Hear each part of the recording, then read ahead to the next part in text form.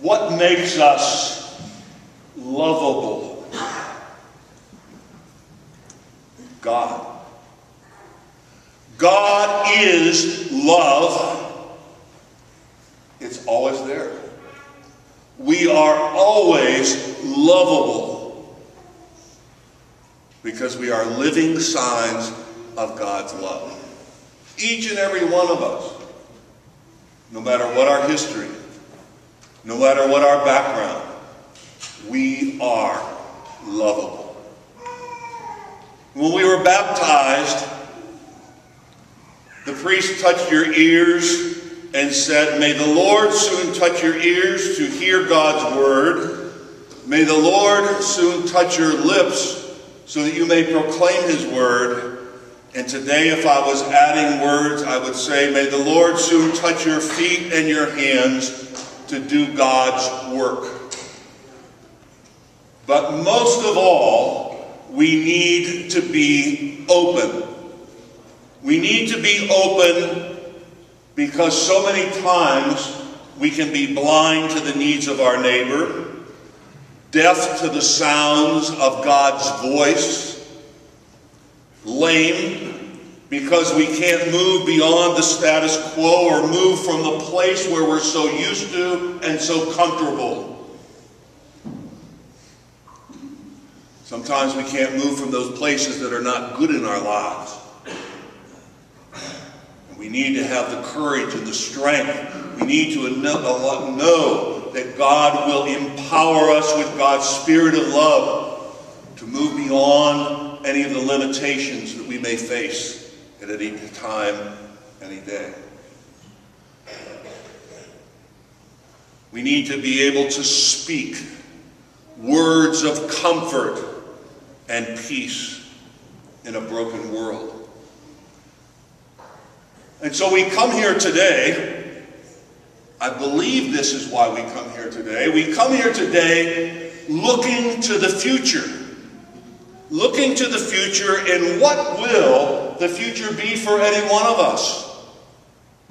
Do you have any idea what tomorrow will bring in your own life?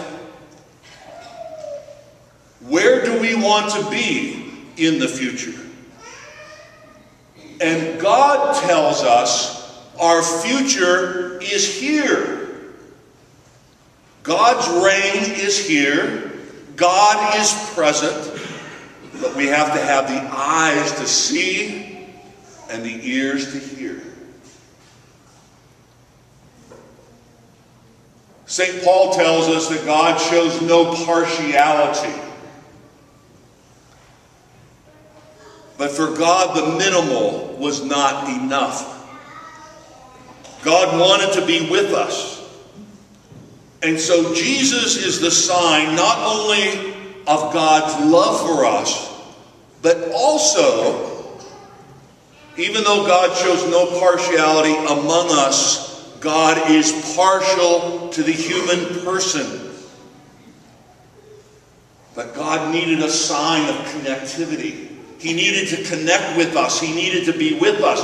God was not content with being a distant God or being cut off. God wanted to be with us. Without Jesus, God would be a distant God. With Jesus, God is up close and personal in each one of our lives. And it's true, just as the prophet Isaiah says, our God comes to save us. But he comes to save us as one like us. Jesus struggled in his life to hear God's word. Jesus struggles to speak God's word. Jesus struggles to do God's work. But the power of Jesus' mission was to serve and not be served. In Jesus, God's strategic plan was fulfilled.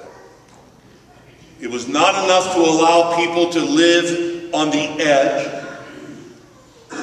It was not enough to allow any person to remain on the edge of society,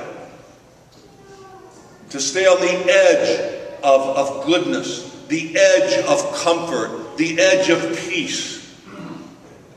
God continually invited people into the center of his life and moved them into the center of his life.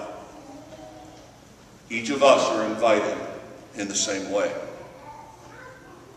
Without a doubt, Jesus shows us that God comes to save us. And so Jesus was a person of action, and we are called this week to be people of action. We are called to be, and if we listen to these words, they are all verbs. We are called to heal, to feed, to love, to care, to save, to clothe, to forgive, to share, to see, to hear, to walk. And so we only need to do one thing today while we're here. We need to look, we need to listen, and we need to be open. God bless you.